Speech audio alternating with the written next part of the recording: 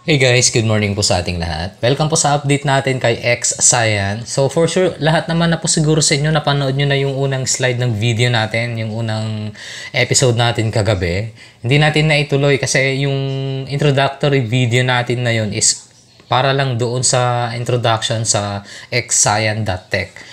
Okay, tara, bili tayo. Dito sa upper right side corner, tap nyo na lang din sa Kiwi browser po ninyo pag naka-Kiwi browser po kayo. The rest of the video, para sa mga baguhan, balikan nyo lang po yung unang video natin kung paano install si X-Cyan sa inyong mga Kiwi browser. So, i-tap natin guys. Okay, so far ganito yung itsura. Ngayon, ang gagawin natin is punta tayo sa ating wallet. Ayan. Wallet. Ayun, nagpakita na siya. Ito yung extension natin. And then, dito sa settings, sa taas, ayun, yung parang gear icon, tap nyo po yan. And then, ilagay natin tong export wallet. Ayan. Export wallet. May magpapakita na seed phrase. Enter the confirmation code that you get from the authentication. Or baka hindi pa. I-testing natin. Baka kailangan natin ulitin. Sa settings. And then, export wallet. Enter code natin yung sa authenticator natin. Hanapin lang natin ito. 708468. 708468. Copy key natin. Copy key. Hindi pa natin na-export. Okay, so pag na-copy key natin, lipat tayo ngayon dito sa ating MetaMask. Pasok lang tayo sa ating sa account, tap natin yan. And then, add account or hardware wallet. Tapos, import account. Paste natin dito yung private key. And then, i-paste natin dito yung private key natin. Paste. Import.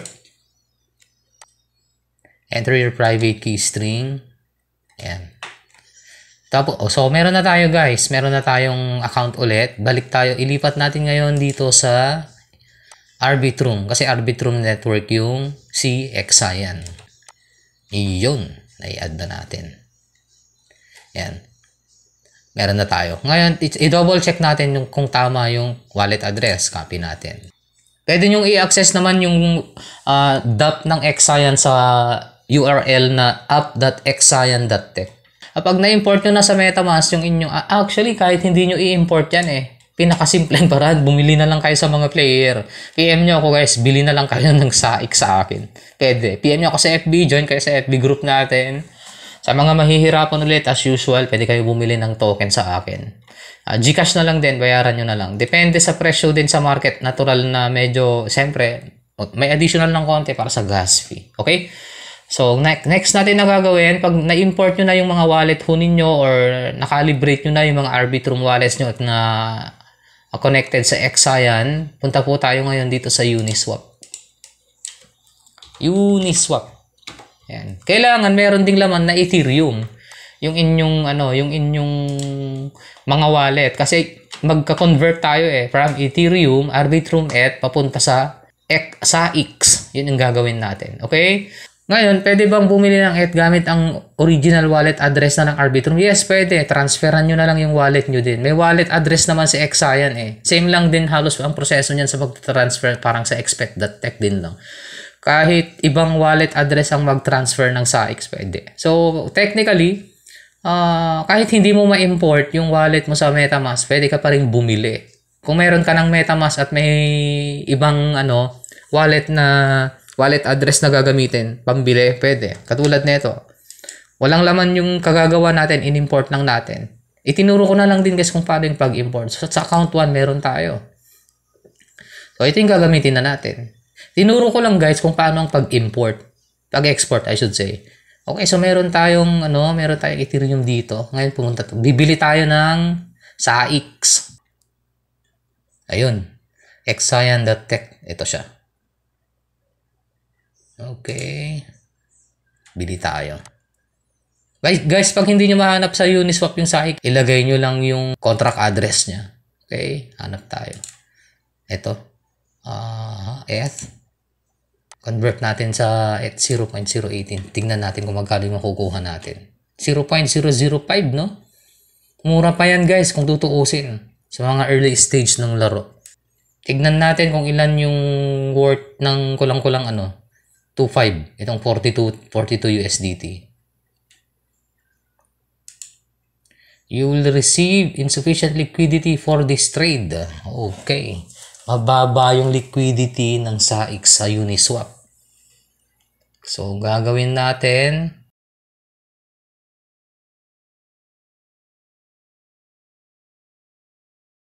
step, kailangan ng WBTC tapos ibabaro natin papunta sa SAIX kasi so far hindi tayo makabili sa Uniswap tsaka sa PancakeSwap eh. Nag-e-error, nagkakaproblema sa liquidity insufficient. So ito na lang gagawin natin, bibili tayo ng wrap BTC, i-convert natin papuntang SAIX. Ganun na lang kasimple guys. So ang gagawin natin guys ay punta tayo sa ating MetaMask. Try natin kung pwede nang irekta sa MetaMask. Pero kung mas mura sa Uniswap, tingnan natin guys kung magkano muna. Para mapabilis lang natin. Siguro sa Uniswap na lang tayo guys. Tara sa Uniswap. Okay, bili tayo ng wrap BTC siguro. Okay, 0.018. Ibili muna natin yan. Tingnan natin kung kakasya yan. 42.37. Nakakulangin guys. Sige, maglagay na tayo ng 36. Para sigurado. Ayan, 84. Swap natin. Confirm swap. Sa mga mahihirapang bumili ng gagamitin sa Exayan, PM nyo na lang ako sa FB. Rektahan na lang tayo sa GCash guys para isend na lang natin sa mga wallet nyo para makapagsimula ho kayo. Mahasel lang ho kayo sa kakalipat-lipat sa mga swap. At least pag binayaran nyo na via GCash, rekta na yung asset. Pupunta sa wallet ho ninyo. Okay, so nakapag-swap na tayo sa Uniswap, no? Okay, kopyahin natin itong yung wallet natin sa yung ating wallet sa Exayan. Tapos magsisend na tayo ng WBTC. Pero kailangan muna natin ng contract address pala ni wrap BTC. WBTC Arbitrum contract address. Yan. Token tracker. Kopyahin natin tong contract address. I-add natin kay MetaMask. Bakit natin i-add? Kasi kahit nakapag-swap tayo, ngayon lang natin gagamitin si WBTC sa MetaMask natin. Okay, import natin yung token sa Arbitrum. Token ni WBTC. Iyon. Next natin. Import. Okay, na-import na natin. So, meron na. So, magsisend tayo ng wrap BTC papunta sa natin, Exayan natin. Okay, tara sa aking wallet. Ito. Asan ba yun? Ito, copy. Yan. Tapos, lipat tayo sa MetaMask. Magsisend tayo ng WBTC. Send natin. Send na natin lahat to guys. Case. Okay, i-maximum na natin. Next. Kasi pwede naman tayo mag-send later on sa wallet natin sa Exayan eh. Yun, dumating na siya guys. Lipat po tayo dito. Dito tayo sa app.exayan.tech. Yan, papasok tayo dyan. Magbabaro tayo ngayon. Eto. Yan, so mayroon naman tayo. Magtira lang din kayo kasi kailangan nyo ng gas fee dyan guys. May WB. Sa ETH pala guys. Ito yun. Ito yung problema natin kaya insufficient. Wala tayong ETH. So lagyan natin ng ETH guys. Transfer tayo. Okay, at least unti-unti nating nakikita no. Itong video na to is reference guide nyo na. Kaya natin dinedemo ng live yung pagbili para at least alam nyo yung i-expect. Mga error, pinapakita natin ng sadya na yung mga yan para at least alam nyo yung susundan at huwag nang ulitin yung mga galawan. Okay, mag-send tayo ng ETH ngayon. So, kailangan pag nag-transfer tayo pala dito ng token din kay Exayan.tech, kailangan may Ethereum pa din. Yun pa rin yung magiging gas fee, hindi WBTC. O nga no, napakaengot po talaga. Hindi ko naisip yun. Okay, so tara. Check natin kung dumating na sa ating wallet. Sa wallet natin. Kung may Ethereum na. Ayun, may dumating na guys. Siguro pwede na yan guys. So, i-load ulit natin itong app.exayan.tech para sa Magbabaro tayo. Lagay natin ang 0. Oh, kita nyo, nagpakita na yung baro doon sa baba, wala nang insufficient fund. Okay, so 0.0018. 10,000 yung makukuha nating sa X. Siguro 0.0015. 83. Sige, katamtaman. 0.0014. Yan, okay na yan. Baro natin. Transaction is processing. Kailangan mabili natin yung level 5. Sakto lang pang yan, pang panimula. Okay, pumasok guys. Transaction completed. Close na natin yan. So, lipat tayo sa ating Twitter na. Tignan natin kung naka-reflect na dito yung ating SAIC. Yung na-baro natin. Reload natin. Tapos itong 7.8. Okay, bibili na tayo guys. Tara sa market. Bilhin natin tong level 5. Iyon. So, SAIC ang gagamitin natin. Ayan. Sa RSAIC, same lang din pala. Buy. 7,500 SAIC. Gumastos tayo guys ng around kulang-kulang 5,000 rin. At least level 5 na. Tingnan natin ano makukuha natin. Pack na yung binili natin eh. Tingnan natin ano yung makukuha nating pack. Mali pala no. Dapat pala level 1 no. Panesting muna. Umasa baka akala ang alam ko makukuha ko dyan. May makukuha na akong hero dyan eh. Ayan. You have purchased 1 Broly. Confirm natin.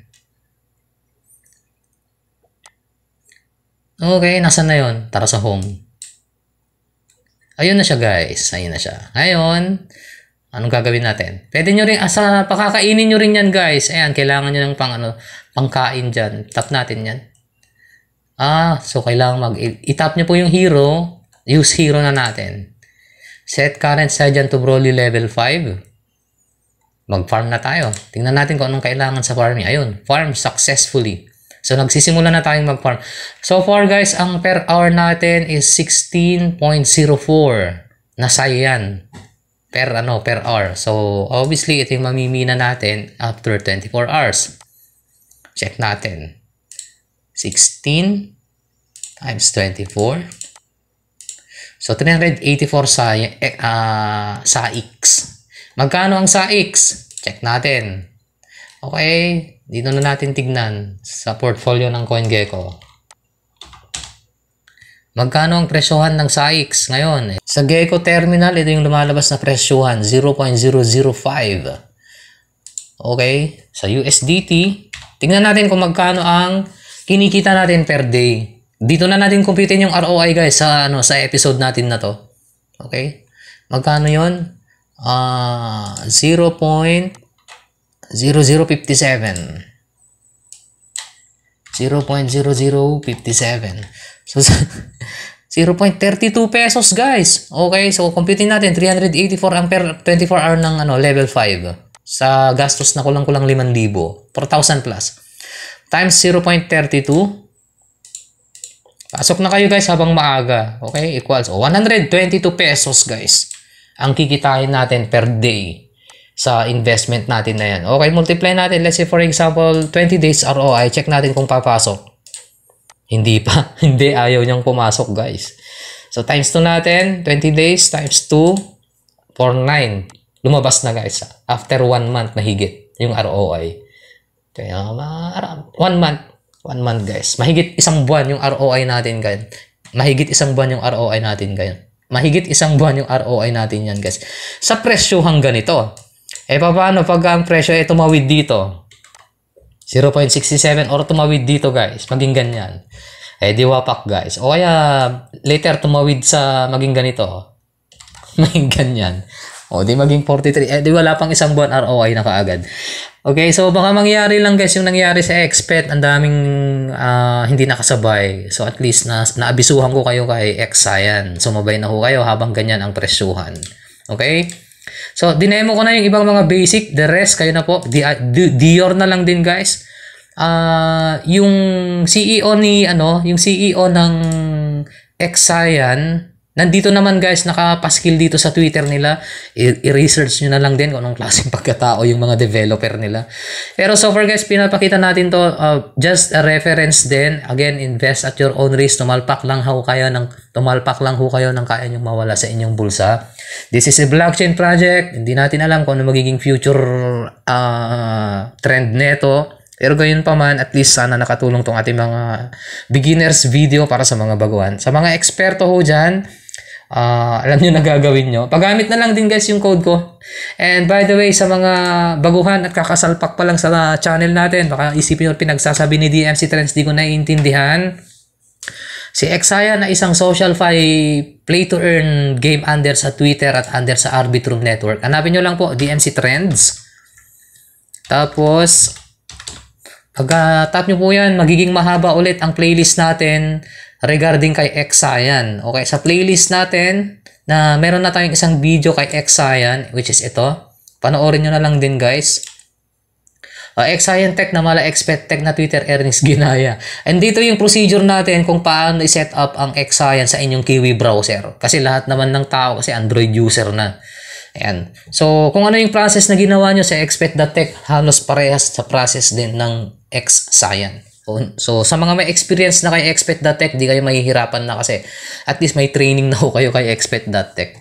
Alright guys, so yun po guys yung ating exciting episode ngayong umaga. Again, this is DMC Trend. Thank you guys for watching at pagsama nyo sa akin sa ating Morning Grind episode. Magandang umaga po sa ating lahat.